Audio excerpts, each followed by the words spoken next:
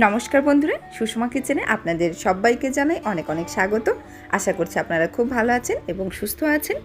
যারা যারা আমার চ্যানেলে নতুন বন্ধু আছেন তাদেরকে জানাই অনেক অনেক ধন্যবাদ আমার চ্যানেলটি সাবস্ক্রাইব করে আমার পাশে থাকার জন্য। আর যারা আমার পুরনো বন্ধু আছেন, এতদিন ধরে যারা আমার পাশে ছিলেন, তাদেরকে অসংখ্য ধন্যবাদ। তা আজ আমি আপনাদের সাথে শেয়ার করছি চিংড়ি মাছের পকোড়া, যেটা কিনা গরম ভাতের সাথে কিন্তু দুর্দান্ত লাগে। আর এছাড়াও আপনারা চায়ের সাথেও কিন্তু খেতে পারেন। তাহলে চলুন দেখে নেওয়া যাক আমি কী করে চিংড়ি মাছের পকোড়াটা বানাচ্ছি। খুব কম সময়ে খুব অল্প উপকরণ দিয়ে আমি বানাচ্ছি, আপনারা দেখতে থাকুন। তো চিংড়ি মাছের পকোড়া বানানোর জন্য আমি নিয়েছি চিংড়ি মাছ, আর সেটা খুব ভালো করে বেছে আমি ধুয়ে নিয়েছি। আর তার সাথে লাগছে পেঁয়াজ কুচি। এখানে আমি একটা বড় সাইজের পেঁয়াজ কুচি করে কেটে নিয়েছি, আর নিয়েছি কাঁচা লঙ্কা কুচি, দুটো কাঁচা লঙ্কা আমি কুচি করে দিয়েছি। এখানে এই যে ছোটো বাটিটা দেখতে পাচ্ছেন, এই বাটির এক বাটি নিয়েছি বেসন, আর এর হাফ বাটি নিয়েছি চালের গুঁড়ো। আর এর সাথে দিয়ে দিচ্ছি আমি স্বাদ মতো লবণ, দিয়ে দিচ্ছি হলুদের গুঁড়ো, দিয়ে দিচ্ছি কালো জিরে। এই পকোড়ার মধ্যে কালো জিরে দিলে কিন্তু এর টেস্টটা ভীষণই ভালো হয়, যখন খাওয়ার সময় মুখে পড়ে ভীষণ ভালো লাগে। আপনারা যদি চান দেবেন, না চাইলে কিন্তু নাও দিতে পারেন। এবারে আমি হালকা করে মেখে নিয়ে একটু একটু করে জল দিয়ে ব্যাটাটাকে তৈরি করে নেব।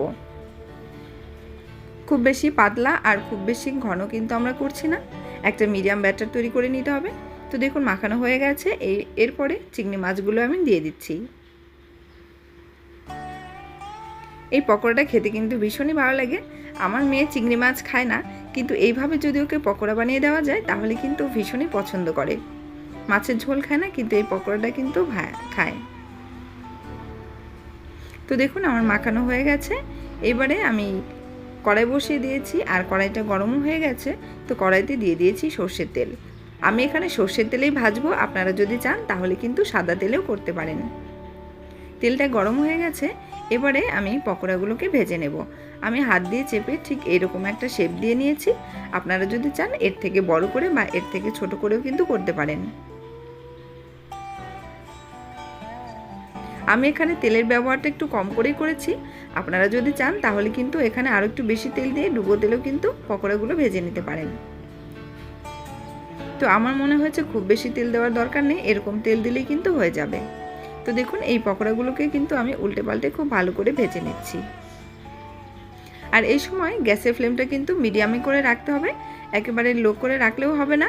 আর যদি খুব হাই ফ্লেমে থাকে তাহলে কিন্তু বড়াগুলো খুব তাড়াতাড়ি লাল হয়ে যাবে, আর ভেতরটা কিন্তু কাঁচা থেকে যাবে।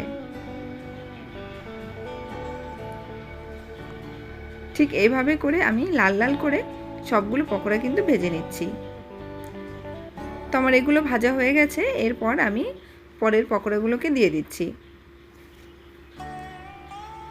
আপনারা সব উপকরণ আপনাদের পরিমাণ মতো করে নেবেন। আপনাদের বাড়ির লোক সংখ্যা যদি বেশি থাকে তাহলে তো সেক্ষেত্রে অবশ্যই বেশি করে বানাতে হবে।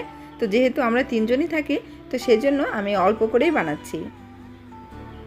আর আমি এটা দুপুরে গরম ভাতের সাথে সার্ভ করছি। আপনারা যদি চান তাহলে কিন্তু আপনারা এমনিও খেতে পারেন, বা সন্ধ্যাবেলা চায়ের সাথেও খেতে পারেন। তবে সবথেকে বেশি ভালো লাগে গরম ভাতে খেতে।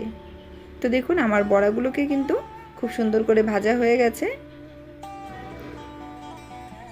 আমার আজকের রেসিপি আপনাদের যদি ভালো লেগে থাকে অবশ্যই কিন্তু কমেন্ট করে বলবেন আমাকে কেমন হয়েছে।